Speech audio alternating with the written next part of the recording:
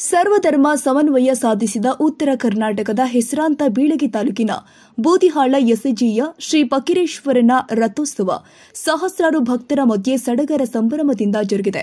ಸಾಯಂಕಾಲ ಸೂರ್ಯ ವರ್ಣರಂಜಿತ ಬಾನಿನಲ್ಲಿ ಮುಳುಗುತ್ತಾ ಇದ್ದಂತೆಯೇ ಬಂಗಾರದ ಕಳಸ ಹೊತ್ತ ಶ್ರೀ ಫಕೀರೇಶ್ವರನ ರಥೋತ್ಸವ ಅಪಾರ ಜನಸ್ತೋಮದ ಸಮ್ಮುಖದಲ್ಲಿ ಜರುಗಿದೆ. ಮೇಲು ಕೀಳು ಎಂಬ ಭೇದ ಭಾವವಿಲ್ಲದೆ ಸರ್ವಧರ್ಮೀಯರು ಸಾಮರಸ್ಯದಿಂದ ಸಾವಿರಾರು ಭಕ್ತರು ರಥೋತ್ಸವದಲ್ಲಿ ಭಾಗಿಯಾಗಿ ಶ್ರೀ ಫಕೀರೇಶ್ವರನ ದರ್ಶನ ಪಡೆದಿದ್ದಾರೆ.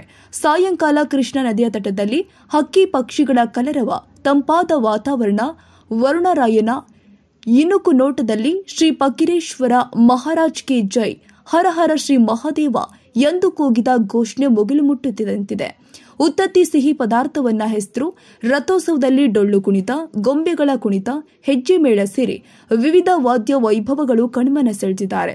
ವಿವಿಧ ಧಾರ್ಮಿಕ ಕಾರ್ಯಕ್ರಮಗಳು ಕೂಡ ಜರುಗಿದ್ವು. ಶ್ರೀ ಫಕೀರೇಶ್ವರ ಮಠದ ಪ್ರಭು ಮಹಾಸ್ವಾಮೀಜಿಗಳು ರಥೋತ್ಸವಕ್ಕೆ ವಿಶೇಷ ಪೂಜೆ ಸಲ್ಲಿಸಿ ರಥೋತ್ಸವಕ್ಕೆ ಚಾಲನೆ ಕೊಟ್ಟಿದ್ದಾರೆ. ರಾಜ್ಯದ ನಾನಾ ಭಾಗಗಳಿಂದ ಆಗಮಿಸಿದ ಅಪಾರ ಜನ ರಥಯಾತ್ರೆಯಲ್ಲಿ ಪಾಲ್ಗೊಂಡು ಪುನೀತರಾದರು.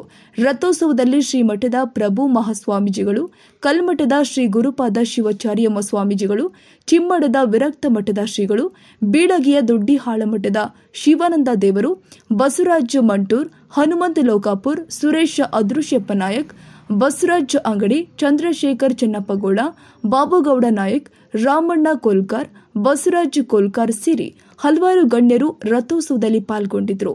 ಹನುಮಂತ ಬುರ್ಲಿ, ರಾಜ್ದೀಪ್ ನ್ಯೂಸ್, ಬೀಳಗಿ.